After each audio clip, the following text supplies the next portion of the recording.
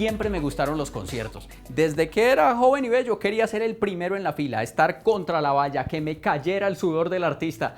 Con el paso del tiempo le fui cogiendo el gustico a estar más atrás. Como que, ay, desde aquí se ve mejor y no hay tanto tumulto. Pero eso sí, si voy a ver a mi artista favorito y no me quiero perder detalle, voy con mis mejores amigos, los binoculares. Así puedo ver los mensajes que dicen las camisetas, los nuevos tatuajes que se hicieron, los gestos que se hacen entre ellos. Uy, mira ese vocalista ya como está de arrugado. Es que es como tener un telescopio para cada ojo. Y además es mucho más cómodo porque se imaginan uno con un telescopio en medio de un concierto.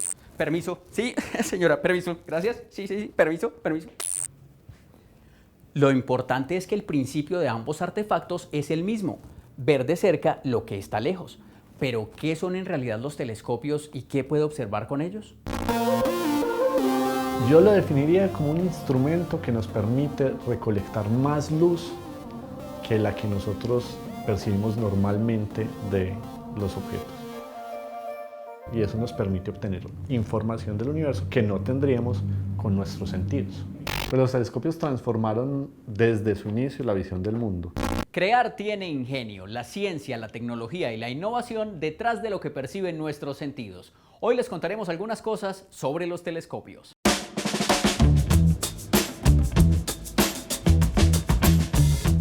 Si me dicen telescopio, pienso en que puedo ver la luna, las estrellas y algunos planetas. Con el telescopio podemos ver más lejos de lo que podemos hacerlo con los binóculos. Y gracias a ellos, los humanos hemos podido observar el universo. Sí, a veces tenemos esa intención de separarnos del universo, ¿cierto? Y observar el universo entonces como si estuviéramos excluidos del universo, como si fuéramos algo así como observadores objetivos. Pero no, nosotros estamos en el universo y somos parte integral del universo.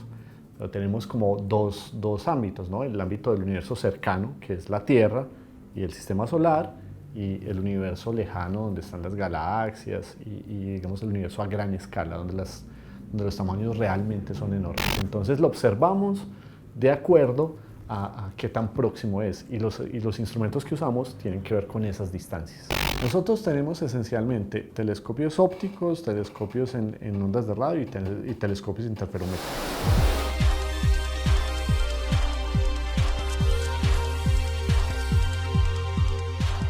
Soy Luis Fernando Ocampo Ochoa. Yo tengo mi propia empresa que es de óptica.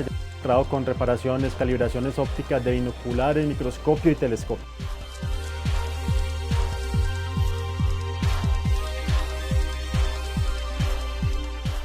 Un telescopio, ¿qué es básicamente? Es un tubo que contiene este par de elementos. Este elemento, según la curvatura con que lo tallen, genera un foco, lo que llamamos la distancia focal. Esa distancia focal nos va a decir si el telescopio va a ser muy largo o muy corto. En este caso es un telescopio muy corto porque es un telescopio de muy baja potencia, pero sirve en general para ubicar objetos bastante opacos en el cielo. El primer telescopio que usó Galileo Galilei fue hacia el año 1608. El telescopio era muy básico, se llama lente refractor porque la luz pasa a través del cristal. El primer lente que él usaba era, hagan de cuenta, esta lupa. Una lupa que era biconvexa, tenía dos barriguitas. Ese tipo de lupas crean algo que en óptica llamamos la aberración cromática. De esa manera, las imágenes eran muy distorsionadas, inclusive él no podía diferenciar muy bien. Cuando trató de observar a Júpiter o a Saturno, no lo descifró completamente bien. Mucho más adelante se hizo un desarrollo que son los telescopios actuales y se le agregó un elemento más. Este elemento se llama el Crown Glass. El Crown Glass es un elemento con un índice de difracción diferente, de refracción diferente, que básicamente es a base de plomo. Eso se logra con otro elemento que se llama ahora el Flint Glass. Estos dos elementos se unen de tal manera que una de las caras se encaja exactamente con la otra. Inicialmente los tallaban una con la otra, de tal manera que forman este elemento. Ahora, ellos son separados por aire, tienen unos separadores especiales que según el diámetro y el grosor tienen una especificación muy exacta para que no haya distorsionar la imagen.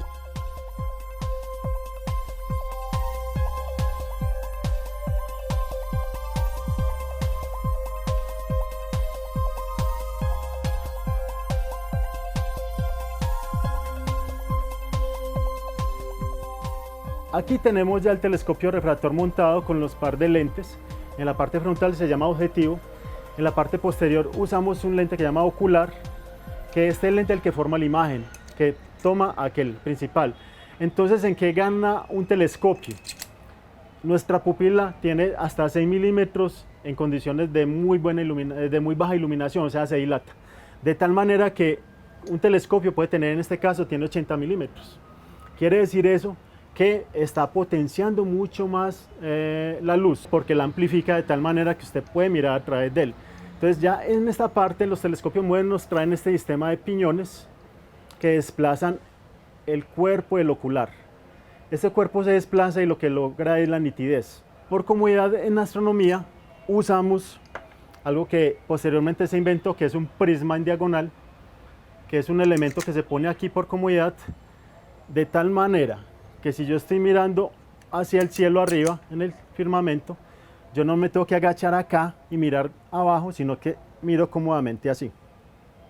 Aparte de eso, los telescopios en la actualidad no eran como antes, que eran fijos las potencias, sino que los lentes son intercambiables. Yo puedo poner más lentes de más potencia. De esa manera yo puedo tener aquí 400 milímetros y si uso un lente que diga 20 milímetros, entonces sería 400 dividido 20,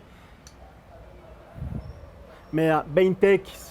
En este caso, me da 20x, acerca la imagen 20x. El telescopio de Galileo, por ejemplo, acercó un máximo que él inventó 30x. O sea, no fue una potencia muy alta. Ahora estos elementos se han diseñado con muchos accesorios, no solo una lupa básica, sino con más elementos de tal manera que podemos hacer mucho mayor acercamientos. Entonces cada vez yo puedo ir potenciando el telescopio sin ningún problema, sin tener que contar con un equipo demasiado grande. Entonces aquí fácilmente tenemos, en este momento tenemos 100x en este telescopio tan pequeño. Entonces los telescopios usan un principio que es el principio de la óptica, que nos da a través de combinaciones ya sea de lentes o de espejos la posibilidad de colectar más luz y de definir mejor las imágenes. Esencialmente a mí me gusta pensar en un telescopio como una especie de balde, ¿cierto? Cuando nosotros tenemos un balde pequeño en la lluvia, pues recolectamos poca agua, ¿cierto? Cuando tenemos un balde más grande, entonces recolectamos más agua. Los telescopios funcionan más o menos así. Cuando tenemos pequeños telescopios, la cantidad de luz que recogemos es pequeña. Cuando tenemos telescopios grandes, la cantidad de luz que tenemos es grande. Y cuando tenemos más luz, podemos ver objetos que están más lejos y son más débiles. Y eso, digamos, como fue la primera etapa más o menos durante casi 300 años de observación, y posteriormente vinieron otras técnicas como la radioastronomía en sus diferentes fases, la astronomía en el infrarrojo y otros tipos de telescopios o instrumentos de observación. Si alguno de ustedes ha observado el cielo nocturno con un telescopio, es posible que haya visto los cráteres de la Luna o algunos detalles de planetas cercanos. Y si lo hizo con un telescopio de esos que son como un tubo alargado, que son los más fáciles de conseguir y además los más económicos, pues puede mirar al cielo y agradecerle a don Galileo Galilei, porque su diseño oficial fue el punto de partida para la evolución de muchos de los telescopios de hoy. Gracias, don Galigali.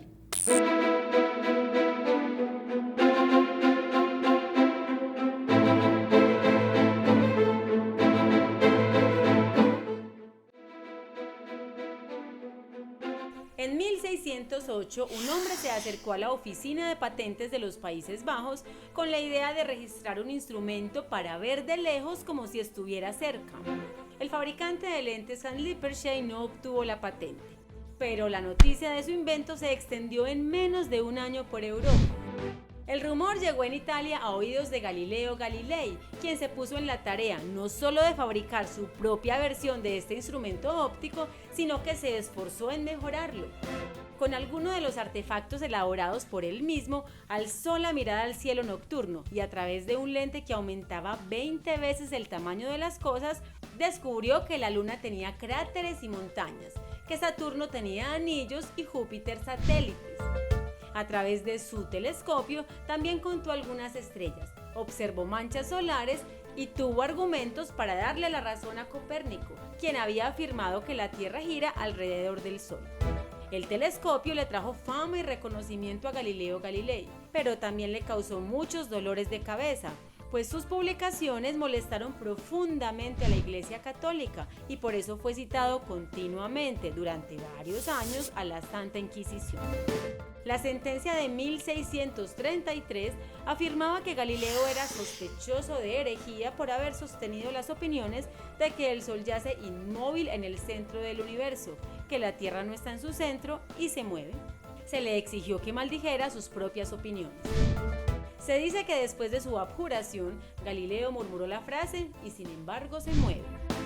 Galileo se salvó de la hoguera, pero algunos de sus libros engrosaron la lista de textos prohibidos por la Iglesia. 359 años después, el Papa Juan Pablo II reconoció públicamente que se trató de una sentencia injusta y reivindicó el buen nombre del científico italiano. Galileo Galilei fue llamado a la Santa Inquisición para que se retractara de sus ideas. Menos de un año pasó para que el artefacto de Hans Lippershey fuera perfeccionado por Galileo Galilei. Si ese señor estaba tan contento en aumentar la visión de las cosas hasta 30 veces su tamaño, imagínese cómo sería su dicha si le hubiera tocado conocer uno de los telescopios espaciales. Hace 30 años fue lanzado al espacio el Telescopio Espacial Hubble, un proyecto entre la NASA y la Agencia Espacial Europea. Este artefacto tiene una longitud de unos 13.20 metros, un diámetro de 4.2 metros y pesa casi 11 toneladas, o sea, está difícil de llevar a un concierto. Su costo ascendió a unos $2.000 millones de hace 30 años. Y con toda esa parafernalia, y sigue siendo un telescopio de sistema reflector, o sea, una evolución del telescopio de Galileo Galilei. ¿Qué tiene este telescopio? Tiene una entrada de luz, un lente en la entrada de luz, la luz viene por el cuerpo del telescopio, llega a un punto que se llama el punto focal y después se pone este instrumento que se llama un ocular, que se pone al final del telescopio, ¿cierto? Entonces, este es un telescopio refractor. Este es el telescopio clásico de Galileo. Galileo Galilei murió en 1642 y ese mismo año nació Isaac Newton. Y luego, cuando Isaac Newton cumplió 30 años, se dijo, yo sí le voy a hacer unas mejoras a este telescopio que hizo Don Gali. Y lo hizo. Pero posteriormente, Isaac Newton, hizo una modificación y entonces a este elemento le agregó una posibilidad de tener un espejo acá en el tubo y reflejar la imagen a una posición diferente, un espejo a 45 grados, y eso se llama un telescopio reflector. Entonces tengo, por ejemplo, los clásicos reflectores newtonianos, o tengo, por ejemplo, los Cassegrain, donde tengo un espejo al fondo, tengo un espejo en la mitad del telescopio y después tengo el ocular donde finalmente voy a colectar la luz. Esos son esencialmente los telescopios ópticos. El primer telescopio que estábamos desmontando fue un telescopio refractor. En este caso es un telescopio que llaman catadióptricos, que tiene lentes y espejos. Esos lentes y espejos hacen que el telescopio sea mucho más potente en un espacio más reducido. En este caso, este telescopio, si fuera de lentes solamente, tendría que tener 4 veces este tamaño del arco para que fuera exactamente la misma potencia que tiene ahora. Entonces, esa es la diferencia. Tiene un sistema de lente, en este caso es un espejo llamado Cassegrain, un espejo de curvatura esférica, y acá tiene algo que llama la placa correctora. El espejo que tiene aquí en la parte central, tiene un segundo espejo montado ahí, se llama el espejo secundario, y este rebota la imagen. La luz entra por esta área, rebota en el espejo principal, sale al espejito que está acá y luego yo miro desde acá o le conecto la cámara. Este consta en cambio de 2 espejos, uno que está al fondo que se llama el espejo parabólico, y el espejo rebota la imagen de tal manera que hay un segundo espejo plano en esta superficie y me la trae hacia acá. La imagen viene acá. Bueno, entonces el plan de hoy es montarle una cámara reflex a este telescopio newtoniano, se llama realmente un astrógrafo porque está diseñado para montarle cámaras. Inclusive tiene un sistema de marcas micrométricas para poder hacerle las marcaciones de los enfoques diferentes. Es un telescopio que llaman telescopios rápidos. Son telescopios que en proporción al diámetro tienen una distancia focal muy corta. Entonces captan objetos nebulosos muy fácil.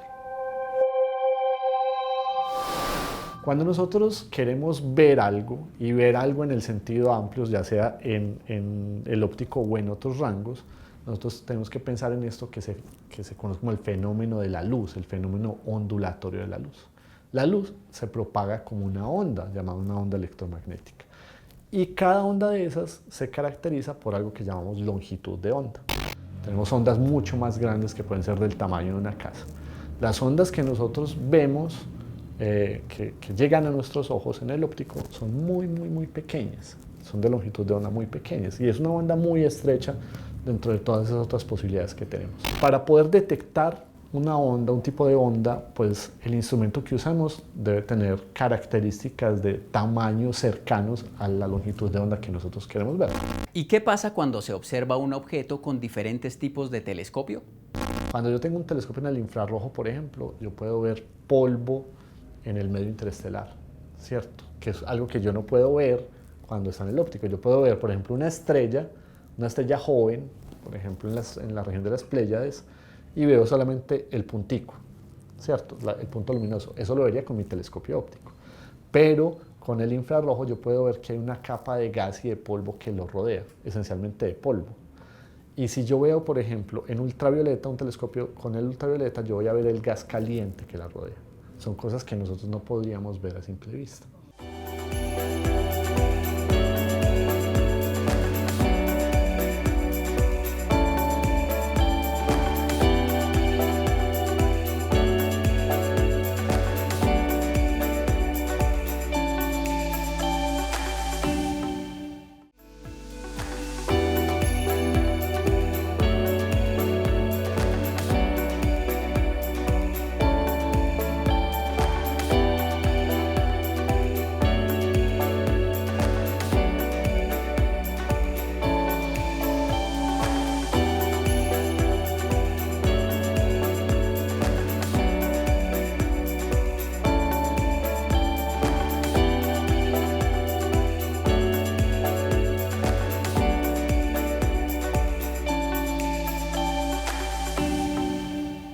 Antes de la existencia de las brújulas, los exploradores del mar se guiaban por la ubicación y el movimiento de los astros.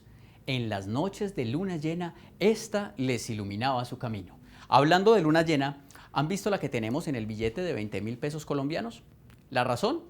Al otro lado está el rostro de Julio Garavito Armero, científico colombiano y director del Observatorio Astronómico Nacional de principios del siglo XX. La Unión Astronómica Internacional supo reconocer su trabajo y desde 1970 un conjunto de cráteres en el lado oculto de la Luna lleva como nombre su apellido.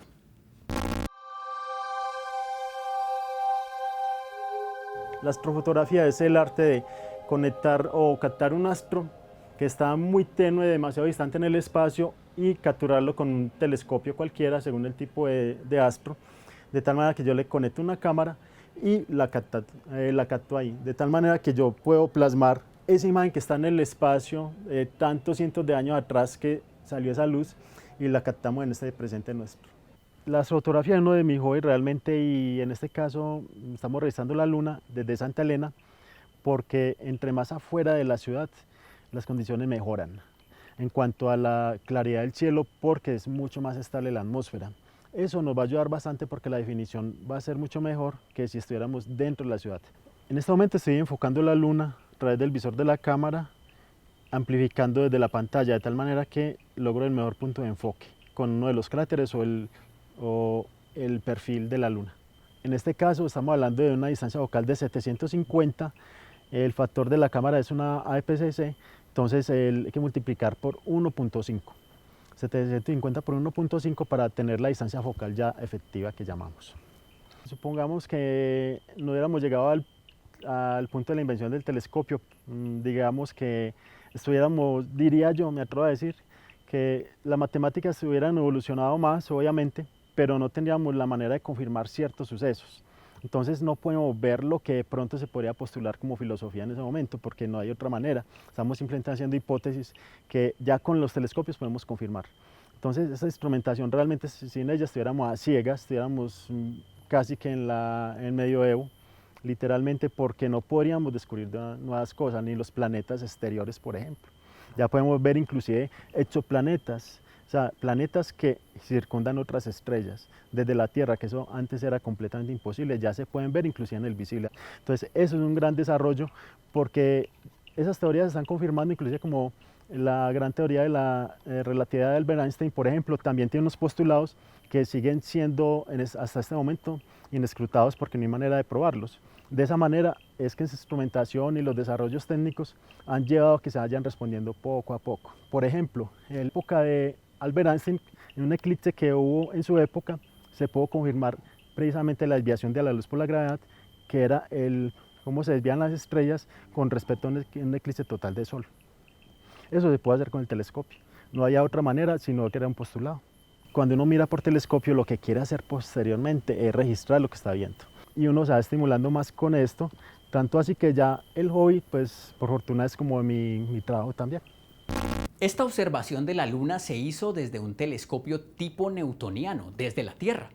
En el espacio orbitan telescopios refractores y reflectores. El XMM Newton, por ejemplo, con 10 metros de largo por 16 metros de ancho con los paneles solares extendidos, ha sido muy útil para estudiar explosiones estelares o cúmulos de galaxias y es el que mejor ha detectado los rayos X en el espacio exterior. Hay otros, como el LIGO, por ejemplo, que son especializados en observar ondas gravitacionales. Es decir, este detectó el choque de dos agujeros negros, pero tranquilos, fue muy lejos de aquí.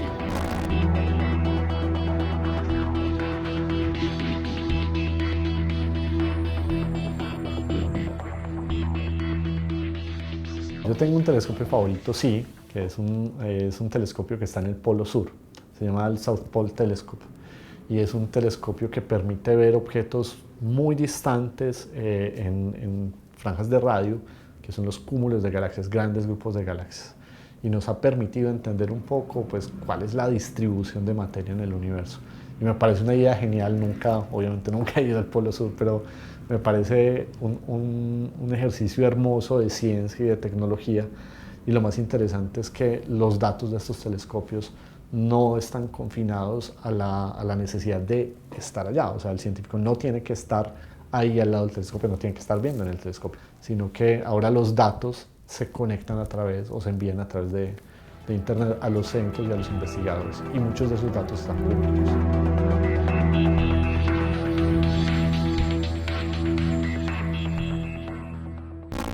Telescopios refractores, reflectores de Galileo, de Newton, ópticos, electromagnéticos, infrarrojos, ultravioleta, nacionales, privados, transnacionales, de órbita de Tierra. Estos artefactos nos han permitido tener un mejor entendimiento del universo y su evolución se ha dado gracias a mentes ingeniosas que han sabido unir la ciencia y la tecnología.